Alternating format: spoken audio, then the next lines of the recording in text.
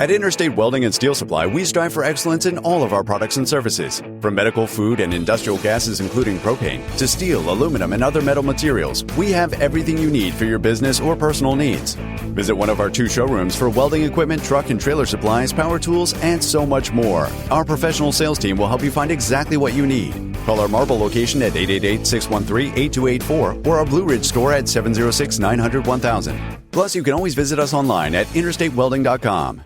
At Graves Directional Drilling, we have handled a wide variety of commercial and residential projects for clients. Just like the Yellow Jacket basketball team, we know success comes with strong teamwork. With our attention to detail and dedication to delivering the highest quality work possible, you can rest easy knowing that your project is in the hands of an extremely talented and knowledgeable team of employees. So if you have a directional drilling or trenching project, give Stephen a call at 706-897-0374. And as always, go Jackets!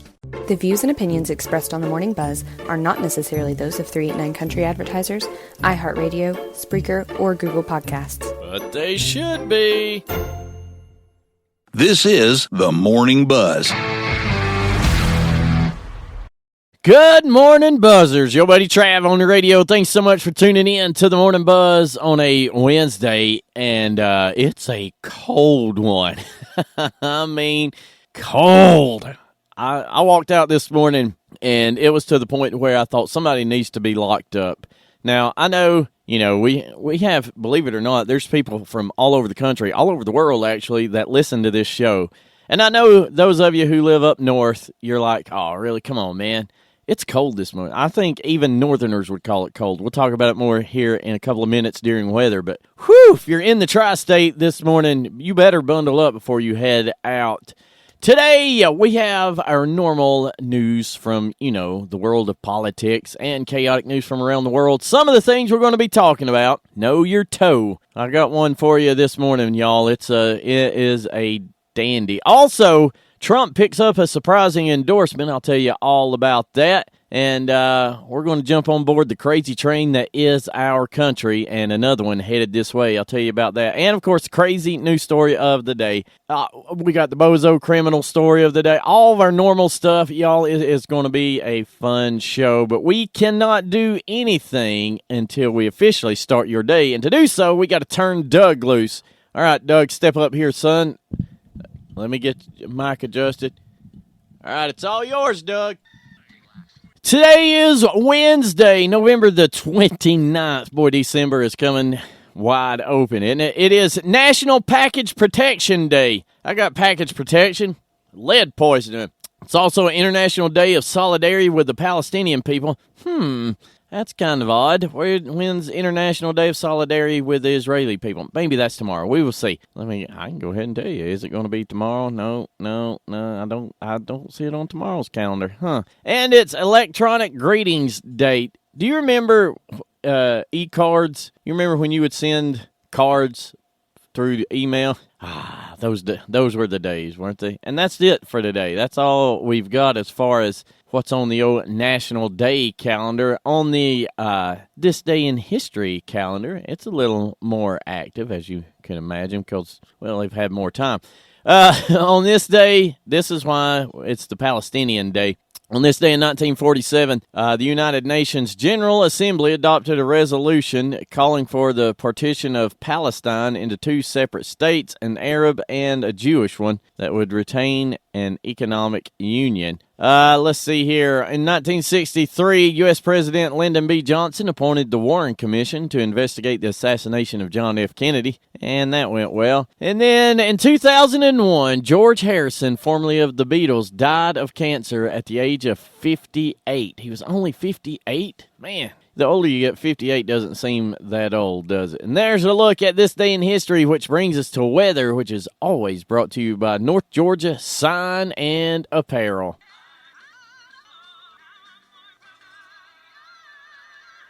It's 20 degrees. That's all we've got this morning. It was actually a little warmer. It was 22 when I rolled into the studio at 5. So, like always, as we get closer to sunrise, it gets colder. I don't understand that. That's just the way it works. And if you don't understand it, you're with me. Today, you can expect sunshine, high of 52, low tonight of 26. For tomorrow, your Thursday, mostly sunny skies, 59 for the high, 40 for the low. And taking a peek at Friday, rain. A good chance of rain, 94% to be exact, and looks like a high in the mid-50s. So, going to be and looking like Saturday, the whole weekend may be a wash. But we need rain.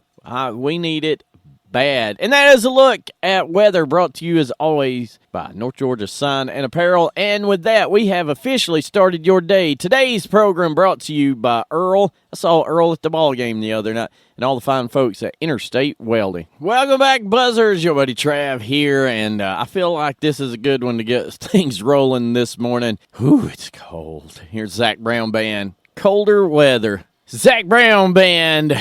Colder weather. Time now for the 411 for the 389 news from overnight. Hamas released a fifth group of hostages to the International Committee of the Red Cross yesterday as part of an extended two-day ceasefire deal between the militant group and Israel. 12 hostages were released in exchange for Israel's release of 30 Palestinian prisoners. Again, 12 hostages, 30 prisoners. Seems fair.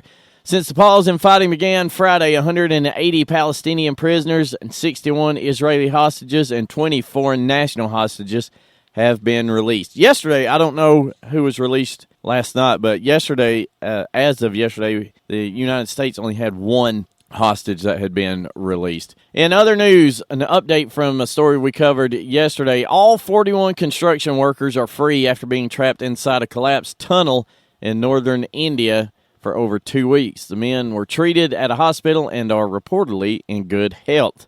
And finally, convicted murderer and former lawyer Alex Murdaugh was sentenced to 27 years in a South Carolina state prison yesterday as part of a settlement for stealing from 18 of his former clients. The 55-year-old will serve the time concurrently with his double life sentence for the 2021 murder of his wife and son, the central event of a tragic family story, which is now featured on podcasts and TV series everywhere. You can get more on those stories and more stories over at 389country.com for free as always. Now back to the music. Requested. How about a little Charlie Pride this morning? Hey, I got some more news for you. If you were planning on crossing the old state line and headed to Hiawassee this weekend for the Towns County Sheriff's Office Christmas Parade, it has been rescheduled due to weather forecast. They've just moved it a week. It'll be, instead of December the 2nd, they're moving it to December the 9th. Same time, 5:30, and all the same details and all that. So they're just postponing it a week. And from the Clay County Sheriff's Office, yesterday they released this. Says, please be careful this time of year when we're receiving phone calls from people you don't know. Anybody you don't know that is offering you anything of value by phone is someone you need to hang up on. The old saying, if it's too good to be true, it is, should always be your mindset. Don't be a victim during the holiday season because you have a big heart. You may end up with your next broken heart. Little Brooks and Dunn on a Wednesday morning. Hope your morning is going well. Maybe we're doing a little bit to help make sure that that is indeed the case. As you prepare to head out to the office, to the job site, to the store, heck, maybe you're headed to a school somewhere. Whatever the case may be, dear friends, at some point today, you're going to find yourself in the presence of those who make it abundantly clear to you that they need to be educated on the things of this world.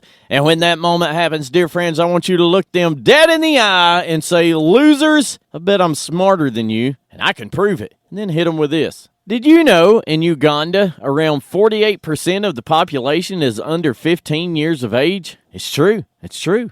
Uganda has a total population of 44.3 million. This means that there are around 20 million people under the age of 15 living there. In total, 77% of the population is under the age of 30. One of the reasons this number is so high is that the population is rapidly expanding. There were just 5 million people in Uganda in 1950. And then after you have left them wowed, nay, slack-jawed with your superior knowledge, I want you to hit them with your 1-2 punch. Look at them again and say, not only am I smarter than you losers, I'm funnier too. Then drop this little nugget on them. A married couple went to the hospital together to have their baby delivered. Upon their arrival, the doctor said he had invented a new machine that would transfer a portion of the mother's labor pain to the father of the baby. He asked if they were willing to try it out. They were both very much in favor of it. The doctor set the knob at 10% for starters, explaining that even 10% was probably more pain than the father had ever experienced before. But as labor progressed, the husband felt fine. So he asked the doctor to go ahead and bump it up a notch. The doctor then adjusted the machine to 20% pain transfer. The husband was still feeling fine. The doctor checked the husband's blood pressure and pulse and was amazed at how well he was doing. At this, they decided to try for 50%. The husband continued to feel quite well. Since it was obviously helping out his wife considerably, he encouraged the doctor to transfer all the pain to him. Now, the wife delivered, you'll be glad to know, a healthy baby with virtually no pain. She and her husband were ecstatic. When they got home, the mailman was dead on their porch. Welcome back, Buzzers. Let's take a look at sports, brought to you as always, by the Clay County Recreation Center. And we begin with Hayesville. The air rifle team shot their best scores in the competition last week against Guthrie, AGORTC. That would be Junior ROTC. I think they got the letters, or maybe they've changed it. I don't know. But anyway, the top scorer for Hayesville was Zeke Rogers. Now, my son's in middle school, and he didn't even know this was a thing till yesterday. I was telling him about it, and his ears kind of perked up a little bit. So congratulations to the team there and to all of those who work with those youngsters. Now let's switch gears, take a look at college basketball. Trailing by 4 with less than 3 minutes remaining in regulation, Western Carolina completed its second-half comeback by scoring 10 of the game's final 12 points to rally past homestanding Tennessee Tech last night, 69-65. The Catamounts remained perfect on the season by overcoming a 9-point second-half deficit in scoring for the non-conference road victory. So congratulations to the Western Carolina Catamounts. And that's it. That's all I got for sports this morning. The Predators come away with a big win. It's a Predators kind of day in this old studio today. I've got a Nashville Predators sweatshirt on. I've got my Nashville Predators socks. And Marty rolling in. Looks like he's in his Preds gear too. So Preds all around. Maybe that'll help us stay warm. And that is a look at sports. Looking for a way to become more active? Check out the Clay County Recreation Center. From walking and biking trails, to a workout room, to a state-of-the-art pickleball court, the rec center has something for all levels of physical activity. They even have an airfield for RC pilots. And don't forget about all the sports leagues for the kids. Visit the center at 333 Ballpark Drive in Hayesville or call 828-389-0368. Let's take a look at Bozo Criminal News of the day. Today, we head to Nebraska, Lincoln, Nebraska, to be exact, where police were called to a residence on a report of domestic assault. Upon arrival, they were looking for the suspect, our Bozo, Markle, what a name, Markle Lucas, who had 2 outstanding arrest warrants. They spotted a man matching our Bozo's description sitting in a car outside the residence. However, when they asked him his name, he replied that he was D'Angelo Thompson. Okay, seems fair, right? Well, there was one little problem. He was wearing an ID lanyard around his neck with the name Markle Lucas on it. Oops. He got busted, you can imagine. He's been charged with resisting arrest, obstructing a government operation, false reporting, child neglect, and third-degree domestic assault. Seems like a stand-up guy, doesn't he? Huh? What an idiot. How about a little Confederate Railroad this morning? Hey, yesterday, well, let's see, it's Wednesday, Trav. So a couple of days ago was Cyber Monday, and, shopping is well underway. When do you start your Christmas shopping or holiday shopping, whatever you want to call it?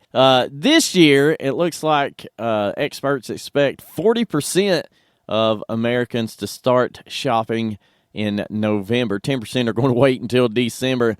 And looks like 50% started October or earlier. Now, last year, 56% started in October or earlier. This year, that went down, 6%? Yeah. And everybody, it seems to be a trend that over the last 3 years, people are waiting until November. Now, I have a theory. I think it's because people are waiting to see how much money they have. Let's wait till November, start buying Christmas gifts, see who we have money to buy for and who we do not. But I could be wrong. People could just be, I don't know. I think the online shopping really helps with waiting because you're like, oh, yeah, we need to get so-and-so something. And you pull up Amazon or whatever website, and beep, beep, beep, there it goes. We got it. So how about this? Let's see. Last year, 1% started in January. Now, my wife, sometimes she'll be out and about, and she'll see something that reminds her of somebody, and she'll be like, oh, I'll get that for them for Christmas. And then when December comes around, we end up with this stuff, and we're like, what is this for? Or she will buy gifts and hide them, throughout the house, and then by Christmas time, she forgets that she bought them, and we'll find them like doing spring cleaning or something. Oh, that was a gift for the kids. Let's go ahead and give it to them. Bet you wasn't expecting to hear a little Dean Martin this morning. It's Dean Martin with Martina McBride with Baby It's Cold Outside. And truer words have never been spoken. We're down to 19 right now. Woo-hoo, woo-hoo. Let's take a look at this day in country music. Back in 1961, the Grand Ole Opry went to Carnegie Hall for a special event, which benefited the Musicians Aid Society. Patsy Cline, Grandpa Jones, Bill Monroe, Minnie Pearl, Marty Robbins, Jim Reeves, Farron Young, and the Jordanaires all appeared. On this day in 1971, Merle Haggard was at number 1 on the country chart with Daddy Frank. If you don't know that one, look that up. Daddy Frank played the guitar. Yeah, I know it. That's why I do this job. 1994, Brooks and Dunn's 1991 album Brand New Man became the first album by a country duo to be certified quadruple platinum. At the same time, their 93 Hard Working Man album goes triple platinum. Man, that song was in 93. That song's 30 years old. Good gravy. And in 2013, Taylor Swift became the first solo female artist in 20 years to headline a national stadium tour through Australia. And on this day in 1981, Kenny Rogers was on the top of the charts, both the country charts and the Billboard charts, with Lady. Luke Combs there with Fast Car. That's going to do it for hour number 1, but don't you fret. We still have 2 full hours to go. Coming up in hour number 2, we'll take a look at political chaos from around the world, including Trump receives an unlikely endorsement. Also, I'm going to show you just how narcissistic Hollywood is. Y'all, you won't believe this. You probably will. I'll be back in 3 minutes. Text a friend, tell them to tune in. Thanks for listening. The Motivation Minute is courtesy of InsuranceChicken.com. Today's quote was submitted by Danny. Nadia Scrivia, author of Fathoms of Forgiveness, said, "Each meeting occurs at the precise moment for which it was meant, usually when it will have the greatest impact on our lives." I love that. Now, I call this a divine appointment. My family has been blessed to have a few of these in my lifetime. One of the most amazing was in the early 1980s. My younger sister actually drowned at our lake cabin. My older brother ran to get help. Now, if he had turned to the right, a neighbor a couple cabins down had a telephone. Instead, he turned to the left and he ran 2 cabins down, right into the EMT's summer picnic. That was an absolutely divine appointment. My little sister was saved because my brother turned left. This has been today's Motivation Minute, courtesy of InsuranceChicken.com. They're known for insurance quotes. I'm John Small. Thanks for listening. Your favorite motivational quotes can be submitted for upcoming programs at motivationminute.org.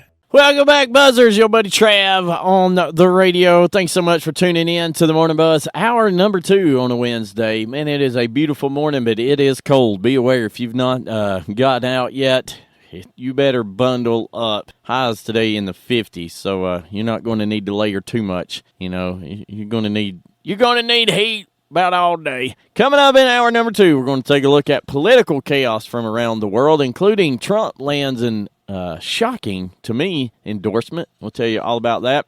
Also, sign of the times in Washington, D.C. I'll share that with you. And here in just a couple of minutes, I'm going to show you just how narcissistic Hollywood is. They think that they can change the world by themselves. I'll explain. But first, as we do every day in hour 2, we begin this hour by connecting with Jesus, because we need Jesus before we talk politics. And today's 389 Country Gospel Spotlight. How about a little sweet in the sweet by and by? Time to dial up our first political chaos story. And we begin with a tale of just how narcissistic Hollywood is. They think that they have the solution to everything and that everyone cares so much about them that they'll just listen and do what they say, right? Well, that's the case for Sex and the City actress Cynthia Nixon. She says she's going to go on a hunger strike later this week with a group of 5 other U.S. politicians in a bid to trigger a lasting Israel-Hamas ceasefire. 57-year-old Nixon stood outside the White House on Monday with a group of Palestinian supporters holding up signs. She rallied, "None of this is normal, none of this is routine, and none of this can be allowed to continue." Nixon, who is the mother of 2 Jewish children with her ex-husband, is demanding that President Joe Biden call for permanent ceasefire in Gaza. The actress and political activist said she will take part in a hunger strike for 2 of the 5 planned days before she returns to New York for work.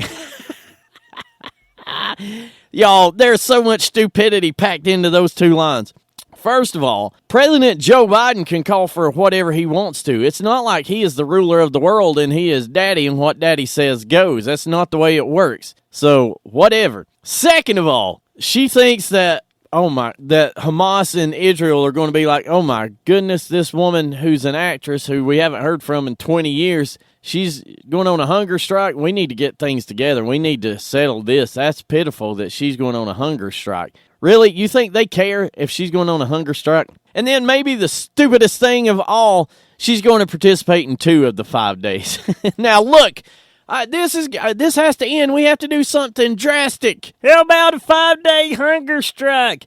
I love that. Well, let's do that, okay? That's really going to change the world. Now, I'm only going to do it 2 days, but you all do it 5, okay? All right, I guess, but I thought you really wanted to change. Well, I'm from Hollywood, so my 2 days is really like 8 days for you peasants. I guess that's true. You see how stupid people are? And do you see how they think that the world revolves around them? Again, like Hamas cares that this woman's going to skip meals for 2 days. And we all know she's not going to. We all know she's going to go out and make a public appearance, and she'll probably have no makeup on, so she looks like she's really, in a bad way. And let's just be honest, most of Americans can afford to fast for a couple of days, and nobody would even notice, right? But she's going to do it for 2 days and solve the problems in the Middle East that have gone on since Genesis. Yep. I'm sure it'll work.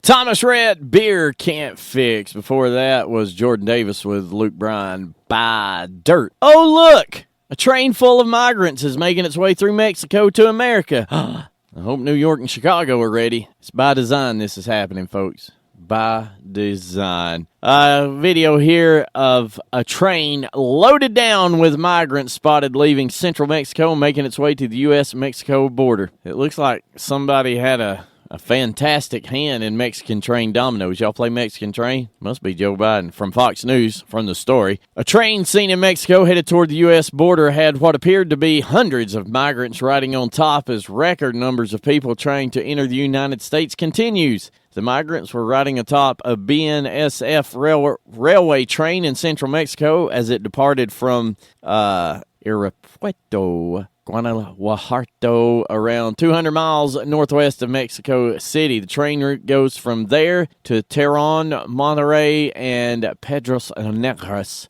You didn't know I was Mexican. So it's a border city across from Eagle Pass. Now, Eagle Pass is like one of the main places where they are flooding in. And look, these people know what they're doing, and they're well aware that we just sort of let them in without many questions, if any questions. And this is going to continue to happen until we get somebody in charge, because, Biden ain't going to put a stop to this. We got to put somebody in there that's actually in charge that's going to do things. And the whole talk about we need a path to citizenship, all that means is we need a path for more blue voters. I mean, let's be honest. So I'm sure it's fine, right? Hundreds of people riding on top of trains to get here. And somebody's coordinating all this. Like, you can't tell me that all of these people just simultaneously at the same time decide, I'm going to jump on top of that train and go to America. Somebody's coordinating it. And when we find out who's doing it, they need to be tried for treason and hanged in the streets. Toby Keith with the Oklahoma breakdown there. Well, let me get the old phone. Time to dial up more political chaos. An all-girls Catholic college has started admitting, you probably know the rest, right? This is getting so common. Every time I see a story like this, I have to ask, hadn't we already talked about this? But no. St. Mary's College in Notre Dame, Indiana, has decided that they are going to allow men who identify as women to attend their all-female college because, Well, because of course, that's why.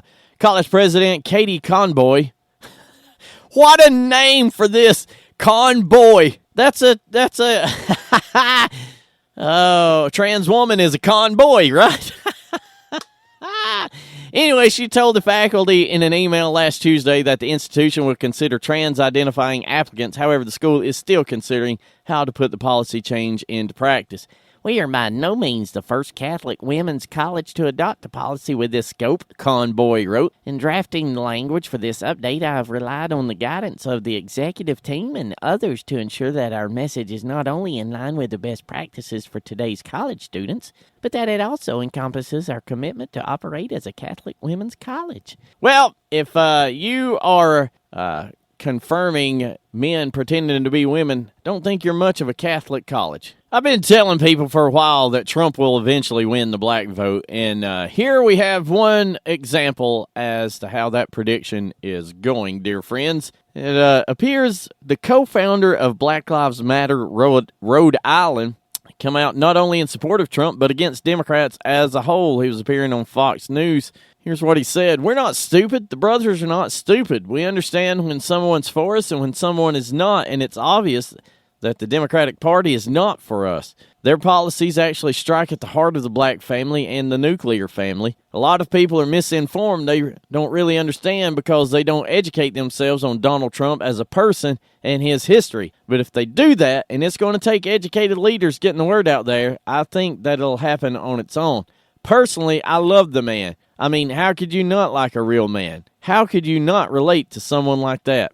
It's happening, folks. Did you see that number from swing states? 8% supported Trump over Biden in 2020. Now that number sits at 22%. We talked about that a couple of weeks ago. The more they try to vilify Trump and get him locked up, the more the black community will rally behind him. The black community's been dealing with this kind of stuff for years, and you're only giving them someone to relate to the more you try to label him a criminal, right? So, I mean, I was watching a podcast over the weekend, and they were talking to a former Democrat. He was a black guy, he was a former Democrat, and he said, when I look at what they're doing to Donald Trump, he said, I've got family members that are in the system that was the same way. They just kept hitting them with charges until they finally got something to stick and sent them off. So, I mean, right now, Trump is gaining ground with white men, white women, Latino voters across the board, black voters across the board, and Jewish voters across the board. The way that, I don't understand why Jews vote Democrat anyway, but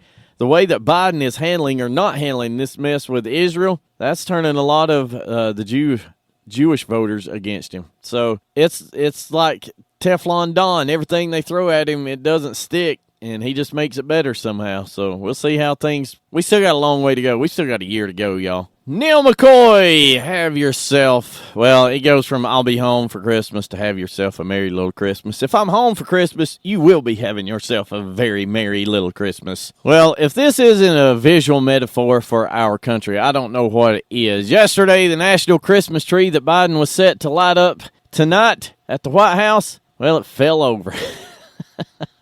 It did a Joe Biden impression, right? Y'all. Strong winds were blamed for the topple, but I'm pretty sure that the wind has blown in previous years with the tree there. It just goes to show this bunch can't do anything. They cannot do anything right. Yeah. When they're putting it up, hey, do you think we need to run a strap across this or something or anchor it real good? No, why would we do that? There's no reason for that. Somebody asked Joe, Mr. President, they're wanting to know if they should probably anchor down the tree in case of high winds. No, it's fine. It's fine. Just leave it there. I got bigger things to do. I got to find out what Barack wants me to do. Let me ask Barack. Better yet, let's call Xi Jinping. Hello? Xi, it's Joe. Can we anchor down the Christmas tree? No, don't call back. Okay, buddy, thank you. Sorry, state of our country, when we can't even get the national Christmas tree to stand up. It goes down, the country's going down. The symbol that the Christmas tree represents, we've knocked it over to. Y'all, isn't it great? Isn't it great? Moving on, this is great. Tony Jackson, he has a new one out that he teamed with country music legend Randy Travis. How cool is this? This one's called Do You Remember Country Music? Tony Jackson has a great country voice, and he loves traditional country music, and you can tell it in this one. Let me know what you think, 389country@gmail.com. I mean, buddy, you talk about country music, there it be. And you talk about chaotic political news, well, here it be. And this is alarming. 2,516 officers have turned in their badges at the NYPD so far in 2023. And with all the cuts New York is being forced to make due to the migrant crisis, I think this is only going to get worse. I watched a YouTube video last night of a guy that lives in New York. We watch a lot of his stuff. He kind of gives you the real reality of what it's like to live in New York. And he was talking about how, do you know what the average rent for an apartment is in New York City? It's over $5,000 a month. So I think an officer starting on the NYPD makes $50,000 a year. And you think $50,000, that's pretty good starting out. Not when it's $5,000, over $5,000 a month average for an apartment. I mean, that's every dime you make plus some going just to rent. Now, obviously, you can find cheaper places, but that's the average. So the cost of living in New York City, coupled with the cut in funding for New York City police, that's just a recipe for disaster, and we're starting to see the walls come tumbling down in New York City. And I got a feeling other major cities across the United States will follow suit.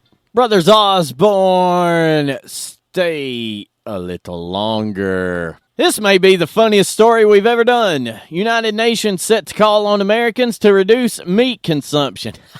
Have you not met us, my friends? This is motivation for me to eat more beef. So, let's see. It looks like the weenies and losers at the United Nations, which somehow allowed to meet in the formerly great American city of New York. Well, they're about to lecture us red-blooded Americans on eating too much meat. Number one, if I'm president, day one, the UN is out. They do nothing but slam us and blame us for everything and tell us how we are the problem with the world, and then we keep them up. You gone. Here's what from the story. The UN's Food and Agriculture Organization will publish its so-called Global Food Systems Roadmap during the upcoming COP28.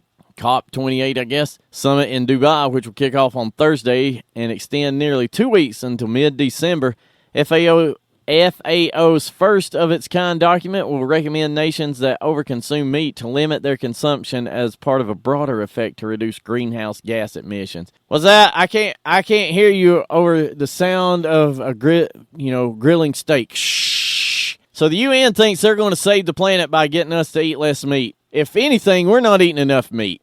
It's not because meat's bad for you. They just think it's bad for the planet. So you need to eat more meat. If you're not eating meat and you're taking supplements, and listen, I have a dear, dear friend, one of the closest friends you could ever have, that limits meat intake, and that's fine. But don't tell me I'm killing the planet by eating meat, and said friend does not. But this bunch at the UN, they're just a bunch of monsters. Larry Fleet, lucky dog. That's the way we end hour number 2, but don't you fret, dear friend. We still have a full hour to go where we will take a look at chaotic news from around the world, including the crazy news story of the day. And Gen Z, you're out of touch. Move over, you old has-beens. I'll tell you what that's all about.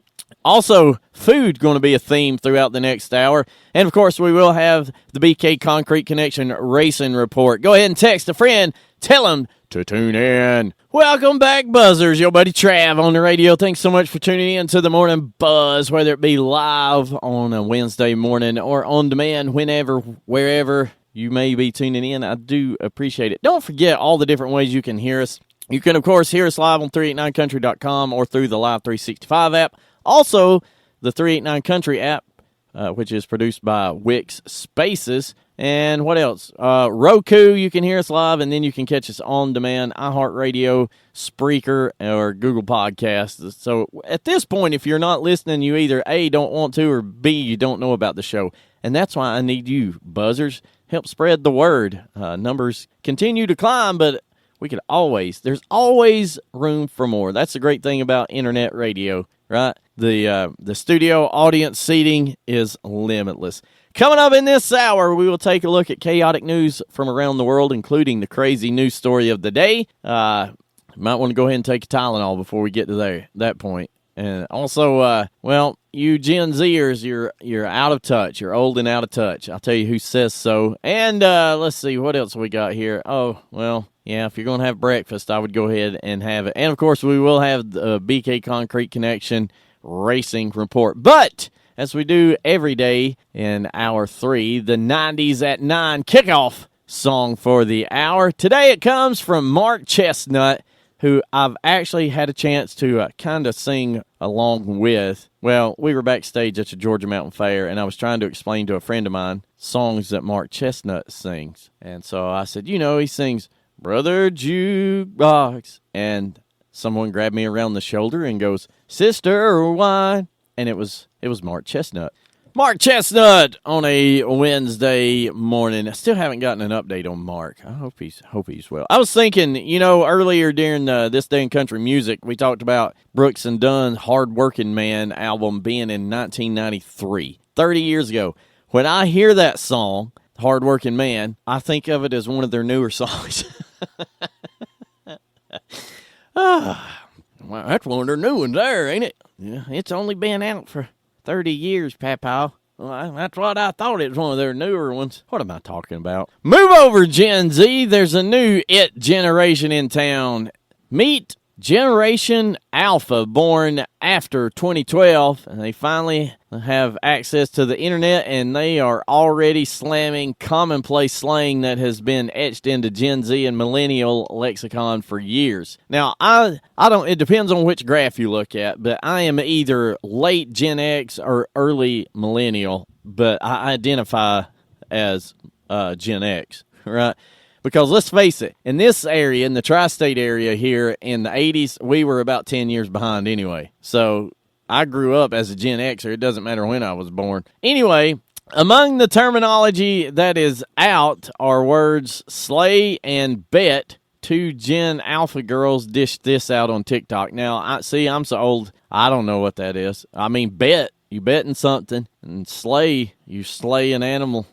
I don't know. In a viral clip, which scored 4.5 million views, Hoboken native Nicole Pellegrino, the director of TikTok content and strategy for Betch, B-E. Don't y'all, I don't want to get the emails. B-E-T-C-E-A. I'm sure it's supposed to be, a play on words. Anyway, she said it's not even funny how out Slay is. That's what her younger sister schooled her on.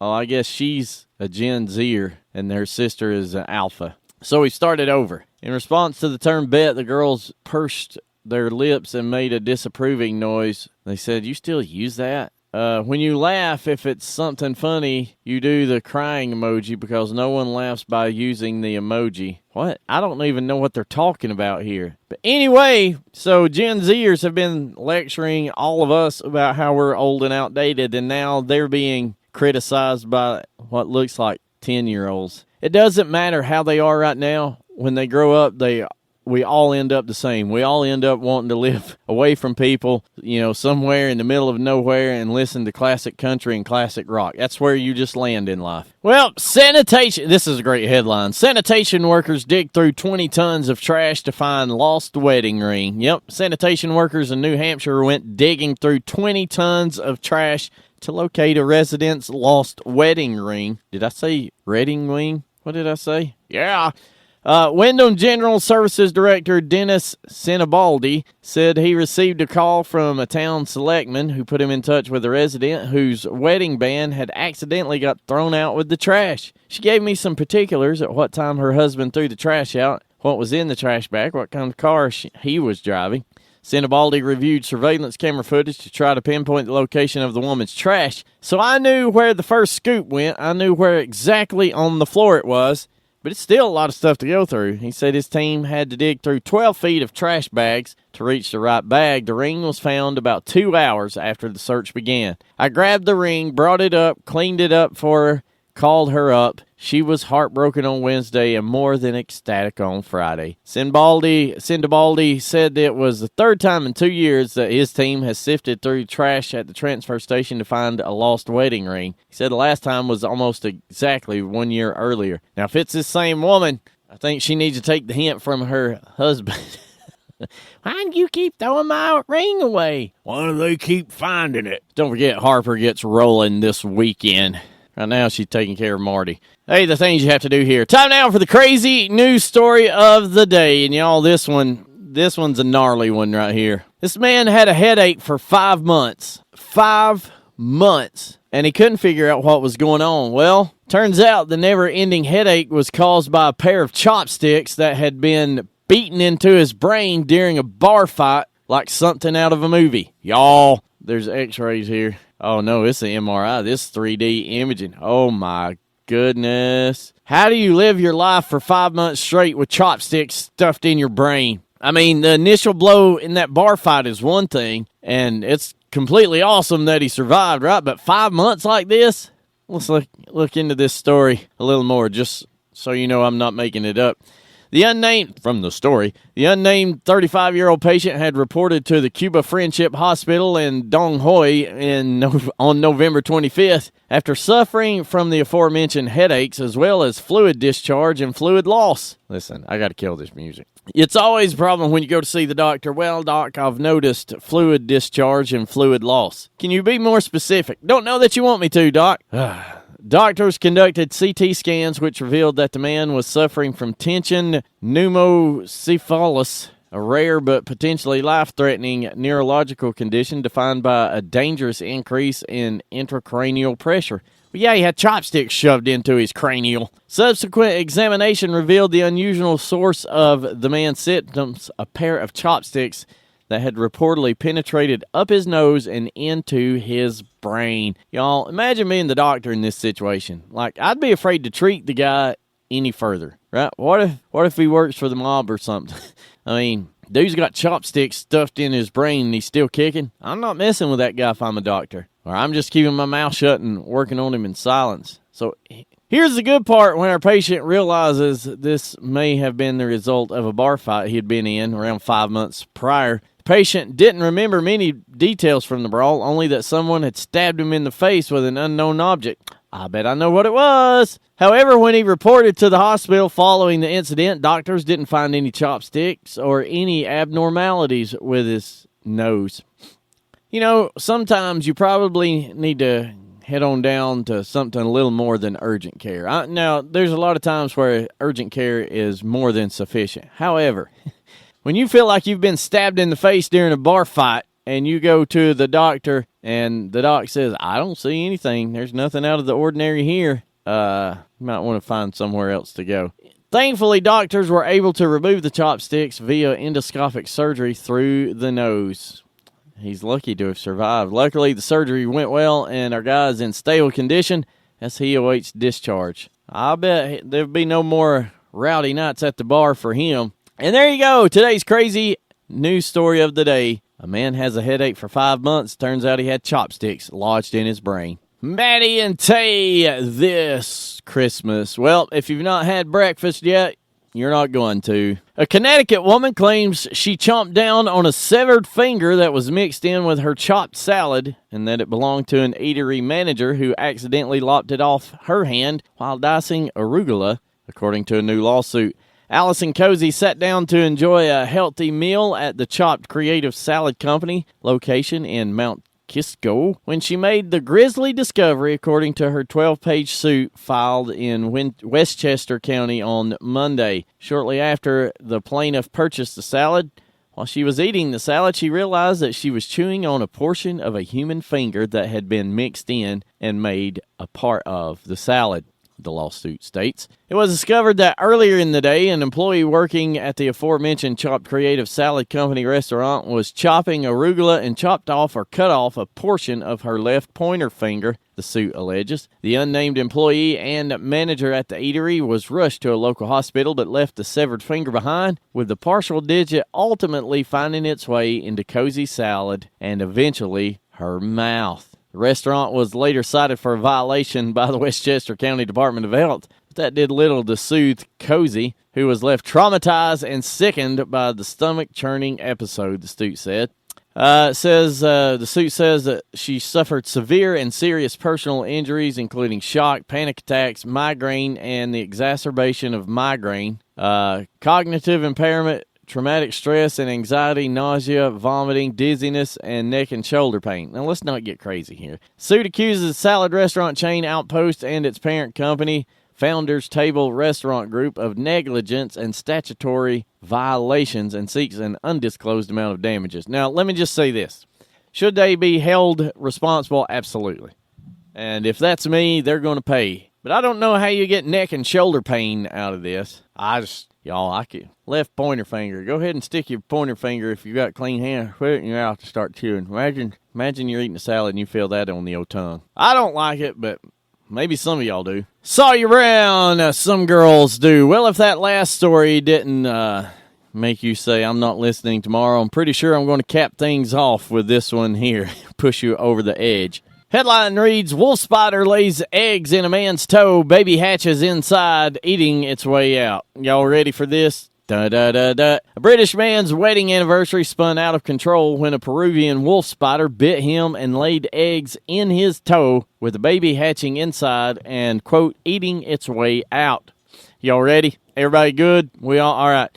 Colin Blake and his wife were celebrating their 35th wedding anniversary on a cruise to France when he woke up to find one of his big toes had turned purple. Blake visited the doctor on board and found he had been attacked by the venomous 8-legged hunter during an outdoor meal. He had been totally unaware that he was bitten because the spider numbs its prey before laying eggs. My wife thought it may be because I had new sandals and they were rubbing on my big toe, and that's what was causing it to be red. I like Dr. Wife. It's them sandals. Doctors cut open his toe. I'm not going to read the next statement because I gagged a little just reading it. They cut open his toe to, we'll just say, relieve pressure. And in that pressure that left contained spider eggs. But 4 weeks later, Blake discovered he still had a foreign body in his foot. Y'all, one of the spider eggs hadn't been flushed out and must have hatched, Blake said. They believe the spider was making its way out, eating its way out of my toe. Antibiotics killed the young creepy crawler, but Blake's toe had to be cut open for a second time to remove the spider's body. I did ask if I could keep it, but they said no. Why would they say no? Oh, man, my toes are killing me now. Well, that's going to do it for the old Travinator. Just like that, Wednesday morning has come and gone. Tanya Tucker finishes things up for us there.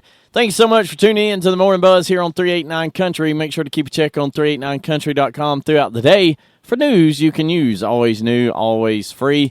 Keep us on as we are the perfect soundtrack to your day. Josh David coming up at 10 o'clock. He'll take you all the way to noon. Looks like you Jason Aldean fans are in for a treat to start things off. Me, well, I'll be back with you bright and early tomorrow morning. Same bat time, same bat channel. We will do it all again. We'll count down the CDX Top 10 country songs of the week. Joe may call in, and, of course, all the normal chaos. Make sure you're here. Until then, dear friends, remember, wrestling's real. Politicians are fake. You guys have a great Wednesday. I will talk to you bright and early tomorrow morning.